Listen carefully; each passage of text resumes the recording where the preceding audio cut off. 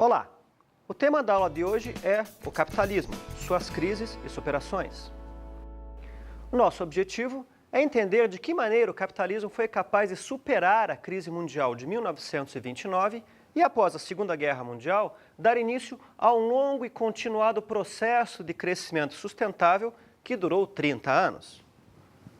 De que maneira foi possível, então, se compatibilizar a produção em massa com o consumo de massa? Como o capitalismo conseguiu criar instituições que propiciaram um crescimento tão longo, tão expressivo e tão sustentável? O estado do bem-estar social, o welfare state e o keynesianismo. A fim de se lograr a superação da crise de 29 e a instauração de um longo ciclo de crescimento econômico sustentado, foram necessárias várias transformações, tanto no Estado quanto nos sindicatos e também nas empresas privadas. As bases teóricas para essa enorme transformação já haviam sido lançadas em 1936, com a publicação do influente livro de John Maynard Keynes, A Teoria Geral do Emprego, do Juro e do Dinheiro. Nesse livro, foi feita pela primeira vez a defesa enfática de uma enorme transformação no papel do Estado para que o Estado criasse as condições para a retomada do crescimento econômico. As transformações que eram propostas por Keynes enfrentariam enorme resistência da parte das empresas privadas. Todos os empresários privados temiam o fortalecimento do poder dos sindicatos e o fortalecimento da autoridade do Estado sobre as suas empresas. Os empresários temiam que o correspondente fortalecimento da autoridade dos sindicatos e do Estado levaria ao enfraquecimento do seu poder, do poder que eles exerciam sobre os seus trabalhadores. Persistia ao longo dos anos 30 um enorme descompasso entre a produção de massa e a insuficiência do consumo que fosse capaz de absorver essa produção de massa. Essas eram as questões colocadas ao capitalismo nessa década tão tumultuada dos anos 1930. Já no início dos anos 30, finalmente conseguiu-se forjar um primeiro consenso sobre como superar a crise. Esse consenso era voltado para a institucionalização do descanso remunerado e também para algum tipo de imposição de salário mínimo. Tanto o descanso remunerado quanto a imposição de um salário mínimo enfrentaram enorme resistência, mas acabaram sendo objeto de consenso justamente pela disseminação da percepção de que ambas as medidas eram necessárias para a superação da crise. Vamos ver agora um pequeno trecho da obra de Maurice Crozet sobre as circunstâncias nas quais, nos Estados Unidos, essas medidas foram impostas pelo poder público. Nos Estados Unidos, a partir de 1932, a Lei Wagner impõe aos empregadores a obrigação de reconhecer a seus operários a liberdade de organização. É o fim tanto da recusa em admitir sindicalizados como dos sindicatos dóceis de empresas e a obrigação de negociar coletivamente as condições de trabalho. E está então o momento, a circunstância no qual, finalmente nos Estados Unidos, foi imposto através do poder público um mínimo de garantias para a retomada da produção e do consumo. A França e o Brasil. Simultaneamente, em vários outros países, tanto do centro quanto da periferia do capitalismo, o mesmo tipo de medida estava sendo adotado. Na França, por exemplo, a partir de 1936, com a subida ao poder de um governo socialista, impôs-se aos patrões, impôs-se ao conjunto da burguesia daquele país a limitação da jornada de trabalho em 40 horas semanais. Essa limitação da jornada de trabalho visava justamente garantir algum tempo para que o operariado também pudesse consumir os produtos que ele próprio fabricava. No Brasil, essas medidas também foram adotadas e foram todas elas reunidas na famosa CLT, a Consolidação das Leis do Trabalho, promulgada por Getúlio Vargas em 1942. Na CLT, que está vigindo até hoje, estavam previstas então o descanso semanal remunerado, o direito a férias remunerada e também a imposição de um salário mínimo. A subida ao poder ao longo dos anos 20 e 30 de vários governos de orientação socialista ou de orientação social-democrata também ajudou a superar a crise de 29, na medida em que vários serviços públicos eram encampados pelo Estado e oferecidos à população numa base pública e gratuita, acabou se constituindo desta forma um tipo de salário indireto. Os vários governos de orientação socialista ou social-democrata, ao oferecerem saúde, educação, previdência social numa base universal para toda a população e de forma pública e gratuita, forneciam, desta maneira, um outro salário à classe operária, isentando a classe operária de gastar com saúde, educação e previdência social, ajudava-se dessa forma a retomar, a reativar o consumo dos bens de produção industrial, que era a principal manifestação da crise de 29. Além da criação desse estado do bem-estar social, desse welfare state que fornecia esse salário indireto, foi também muito importante, ao longo dos anos 30 e 40, a adoção de políticas anticíclicas, tal qual preconizadas por Keynes em 1936. O capitalismo sempre alternou ciclos de crescimento e depressão ao longo da sua história, e Keynes entendia que era dever e função do Estado intervir para conter as piores manifestações desses ciclos de crescimento e depressão. Nos ciclos de crescimento, o principal problema era a inflação. Se a economia cresce muito rápido, aumenta correspondentemente o preço dos bens, das mercadorias e dos serviços, e isso gera inflação. Já nos ciclos de depressão, o problema era o desemprego, a insuficiência de consumo. Keynes defendia, então, a adoção pelos diferentes estados nacionais de políticas anticíclicas para conter, para combater justamente as piores manifestações dos ciclos de crescimento e dos ciclos de depressão. Para conter os ciclos de crescimento acelerado, que geralmente provocam muita inflação, Keynes defendia, então, o uso da política fiscal e da política monetária. Para conter esse crescimento muito acelerado, seria necessário, então, que o Estado aumentasse os impostos e aumentasse as taxas de juros. Dessa forma, o Estado retiraria papel moeda de circulação, contendo o crescimento que era considerado excessivo. Já num ciclo de recessão, de depressão econômica, a política fiscal e monetária seria usada de forma inversa.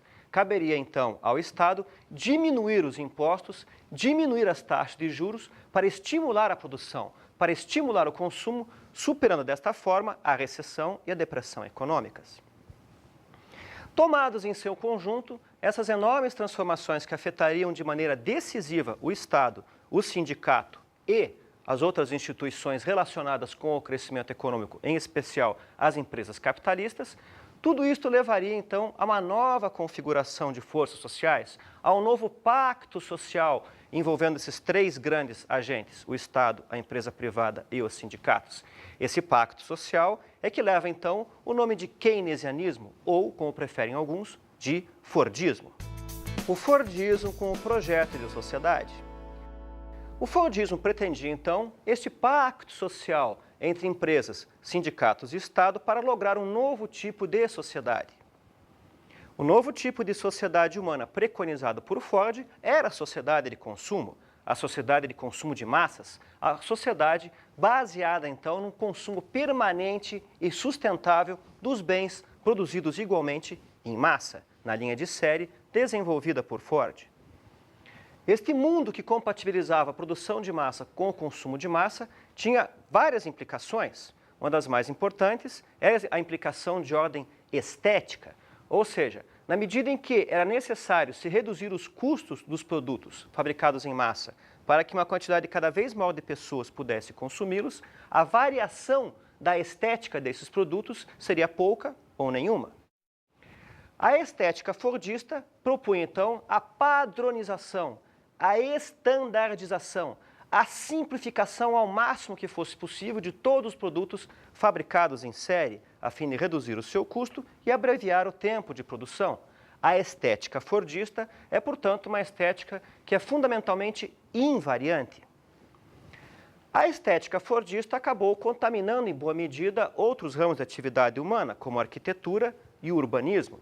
Na arquitetura, muito pressionada pela necessidade de se reconstruir a Europa após a Segunda Guerra Mundial, adotou-se uma estética que pode ser designada de fordista. A estética fordista se manifesta de maneira bastante incisiva na arquitetura modernista. A arquitetura modernista prevê, tal qual o fordismo, uma enorme simplificação nos tipos de edificações que serão construídas, um completo despojamento das fachadas dos edifícios e a padronização, para fins de produção em série e em massa, das edificações. A produção em massa em série de edificações levou uma simplificação da estética igual que já havia sido operada nos outros tipos de mercadorias produzidas em massa. A arquitetura urbanista acabou se somando o urbanismo modernista.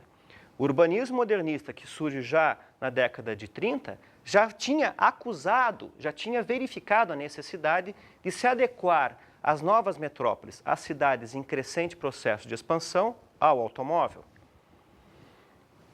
O urbanismo modernista é, então, muito preocupado em viabilizar o tráfego de veículos automotores, em especial os automóveis particulares, nas cidades. Também é típico desse urbanismo modernista, que coexiste com a época do Fordismo, o zoneamento funcional, ou seja, a ideia de se especializar diferentes áreas e regiões da cidade numa única função, supostamente a mais eficiente e a mais racional.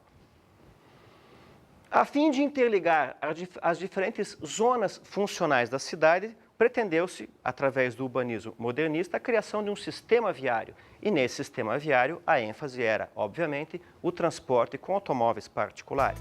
As tensões e contradições do Fordismo e do welfare state.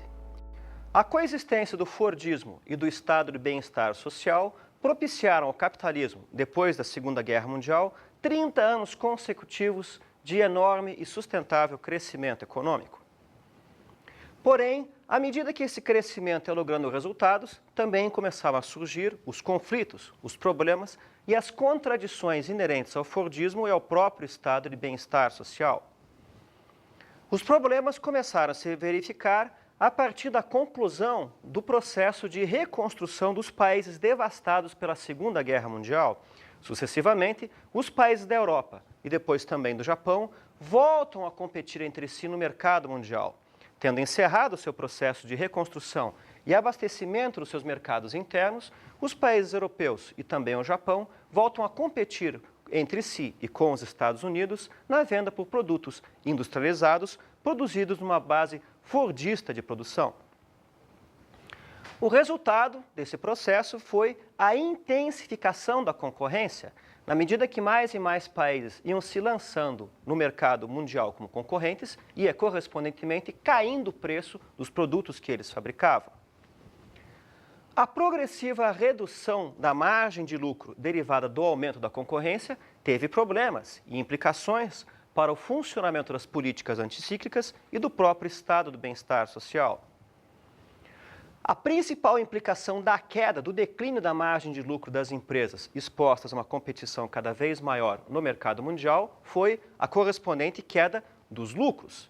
E, acoplado, intimamente ligado à queda dos lucros, também a queda na arrecadação de impostos, o que significava menos recursos a serem arrecadados pelo Estado para executar suas políticas anticíclicas e para manter funcionando o estado do bem-estar social. Uma primeira saída, uma primeira resposta a esse conflito, a esse impasse, foi, da parte do Estado, a fabricação de mais dinheiro, de mais papel moeda. Isso aconteceu nos Estados Unidos da América, a fim de continuarem bancando as políticas anticíclicas e o estado do bem-estar social, a opção foi por fazer mais dinheiro. Fabricando mais dinheiro, seria possível se sustentar estes gastos. O problema é que a emissão continuada, a impressão e a colocação em circulação de cada vez mais dinheiro, de cada vez mais papel moeda por parte do poder público, provocou uma enorme inflação. O enorme crescimento da inflação, correspondente à entrada cada vez maior de papel moeda, foi um dos fatores que levaram também ao declínio das políticas anticíclicas e do próprio estado do bem-estar social. A situação se complicou ainda mais com a entrada no mercado mundial de novos países em acelerado processo de industrialização. Ao ingressarem no mercado mundial como concorrentes dos países mais avançados, eles ajudavam a reforçar a tendência à queda na taxa de lucros e também a correspondente tendência à queda no volume de arrecadação de impostos, o que tornava o estado do bem-estar social e as políticas anticíclicas cada vez menos viáveis. Dentre esses países, cabe citar o Brasil, a Índia e a Coreia, 3 exemplos de países muito bem-sucedidos no seu processo de industrialização e que ingressam no mercado mundial no início da década de 70. O resultado de todas essas tensões e conflitos foi uma enorme onda de greves operárias que são bastante típicas dos países ocidentais industrializados na segunda metade dos anos 60. O pior ano dessas greves e mobilizações operárias certamente foi o famoso ano de 1968. Os excluídos do sistema e suas manifestações. O Fordismo e o keynesianismo podem ser entendidos, então, como já foi dito, como um grande pacto social envolvendo o Estado, as empresas privadas e o sindicato dos trabalhadores. Entretanto, é necessário reconhecer que o emprego relativamente privilegiado, que era resultado das negociações coletivas entre empresas e sindicatos, não eram extensíveis a todos numa base indistinta e universal. Haviam também os excluídos do pacto social. Os grupos sociais mais importantes que foram excluídos do Pacto Social Fordista, já que o seu ingresso nos sindicatos era vedado por razões puramente discriminatórias, foram os negros e as mulheres. Nem os trabalhadores negros e nem os trabalhadores femininos eram permitidos ingressar nos sindicatos e, desta forma, eles não podiam ter acesso aos benefícios dos empregos relativamente privilegiados do Fordismo, como estabilidade no emprego, salários e descansos remunerados. O resultado da rejeição, da exclusão desses dois grupos sociais do Pacto Social Fordista foi uma enorme mobilização e substanciais e significativos protestos por toda a parte. Desta maneira é que surge nos Estados Unidos da América, a partir de meados dos anos 50, o movimento dos direitos civis dos negros, que reivindicava condições iguais de tratamento por parte dos estados e das empresas em relação aos outros membros da comunidade nacional. Essa também é a origem do movimento feminista, que reivindicava, desde o início dos anos 60, na Europa e também nos Estados Unidos, condições iguais de trabalho e remuneração para homens e para mulheres.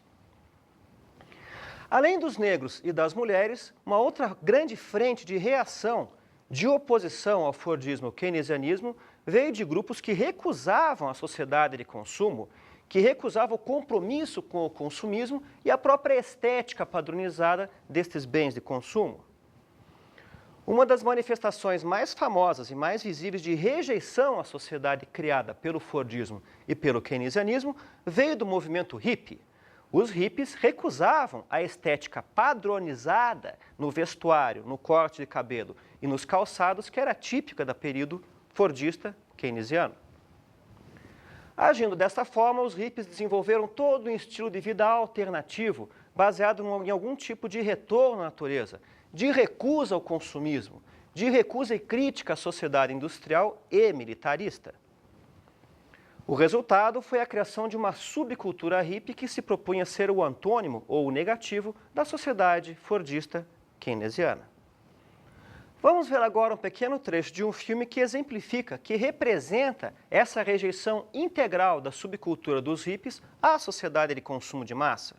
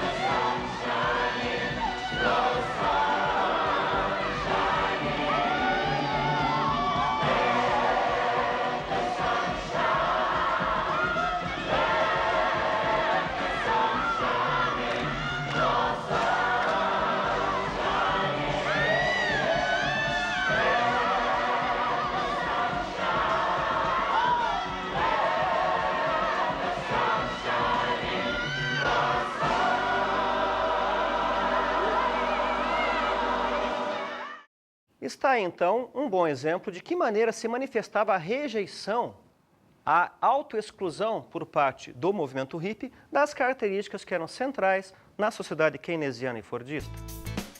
O declínio e a crise do Fordismo e do keynesianismo. Ao longo, então, da segunda metade dos anos 60, começaram a se acumular de maneira cada vez mais explícita e cada vez mais incisiva sintomas de decadência, de declínio das políticas keynesianas e fordistas.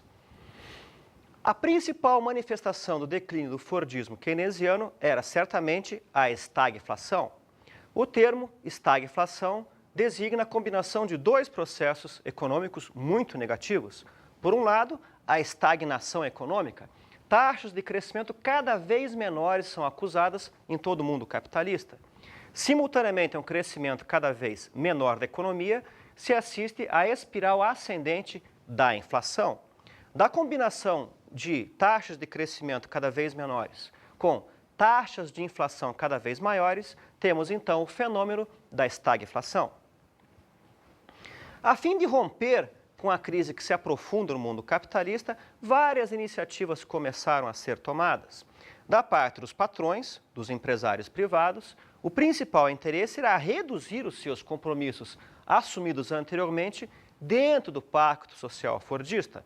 Ou seja, a fim de aumentar as suas margens de lucro, o interesse dos patrões era reduzir salários, ampliar a carga horária de trabalho e, tanto quanto possível, se isentar dos outros compromissos que haviam sido assumidos com a classe operária. Da parte do poder público do Estado, a pressão era no sentido de se reduzir os custos, os gastos com o estado do bem-estar social, na medida em que reduziam os lucros das empresas e caía correspondentemente a base da arrecadação de impostos, o fundamental se tornou, então, se cortar custos do Estado, se reduzir o gasto público. Começa, então, toda uma série de governos preocupados com a redução do gasto social e até mesmo, por que não, com o fim do estado do bem-estar social, com o fim do welfare state. Na medida em que o mercado mundial ia ficando saturado dos produtos produzidos em massa, as empresas começavam então a buscar outras alternativas, a desviar o foco do seu processo produtivo. Começa então nessa primeira metade da década de 70 uma importante transformação no interior das empresas capitalistas. Elas gradualmente vão abandonando o foco na produção de massa para desviar este foco para uma produção de escopo, para uma produção de forma, para uma produção de formato. Ao invés de produzir grandes tiragens de produtos indiferenciados, o objetivo agora é encontrar nichos de mercado, locais onde a demanda não tenha sido ainda atendida e tentar, tanto quanto possível, dar conta dessa demanda que ainda é interessante, que ainda é vigorosa e capaz de sustentar o crescimento das empresas. As transformações no processo produtivo ou nos compromissos sociais assumidos pelas empresas não foram realizadas. O poder sindical, o poder de organização da classe operária barrava ambas as transformações. Com base, então, na resistência da classe operária, tanto a reordenação do processo produtivo quanto a revisão dos compromissos assumidos pelos empresários com a classe operária acabam não ocorrendo. Será necessária uma enorme transformação na economia mundial para se quebrar o poder da classe operária, se dobrar o poder sindical e permitir dessa forma que os empresários impusessem as mudanças que eram do seu interesse.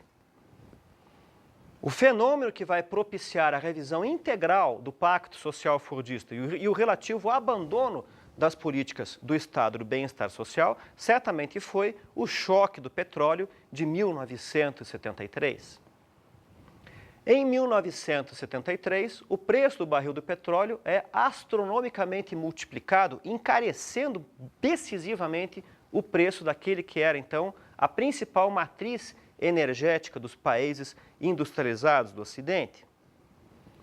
O choque do petróleo dá início a uma enorme recessão em escala mundial que vai durar muito tempo. É essa prolongada recessão que eleva desmedidamente os índices de desemprego, que consegue finalmente quebrar a resistência da classe operária, abrindo caminho para as transformações que vão configurar o capitalismo contemporâneo, o capitalismo da era da globalização. Vamos ver agora o quadro Contando a História, que retrata alguns dos aspectos desta conjuntura relativa ao primeiro choque do petróleo de 1973.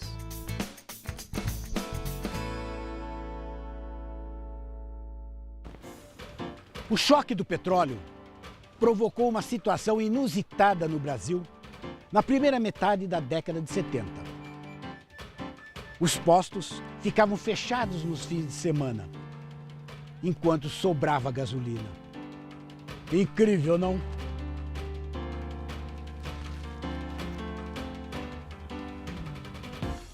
Com aquela crise que assolava todo mundo, o governo brasileiro achou que era preciso racionalizar o uso de combustíveis.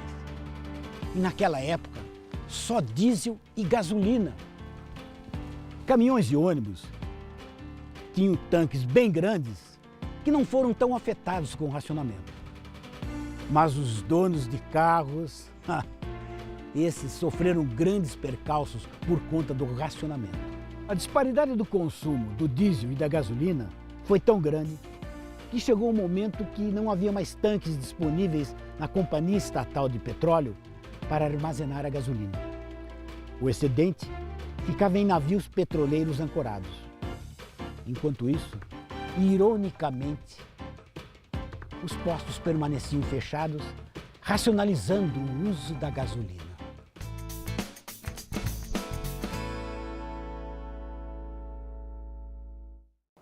Estão aí, portanto, representadas algumas das tensões, alguns dos conflitos legados pelo primeiro choque do petróleo de 1973. Podemos agora, então, retomar as considerações iniciais da aula de hoje. De que maneira, então, o capitalismo conseguiu superar o descompasso entre a produção e o consumo, que era a principal manifestação da crise de 1929? De que maneira o capitalismo conseguiu estabelecer um ciclo continuado de crescimento econômico que durou 30 anos? A resposta só pode ser encontrada na maneira pela qual foi formatado o Pacto Social Fordista e Keynesiano. De que maneira se forjou um pacto social entre o Estado, a empresa e o sindicato, e de que forma esse pacto social logrou efeitos econômicos tão positivos. Por outro lado, é necessário reconhecer que esse pacto social teve uma vida limitada, a sua duração não foi infinita ao longo do tempo. Já na segunda metade dos anos 60, como vimos, tensões e contradições inerentes ao Fordismo, ao keynesianismo e às políticas anticíclicas começaram a interagir para minar, para solapar e para desgastar o Pacto Social Fordista, que vai então entrar em crise a partir do primeiro choque do petróleo de 1973.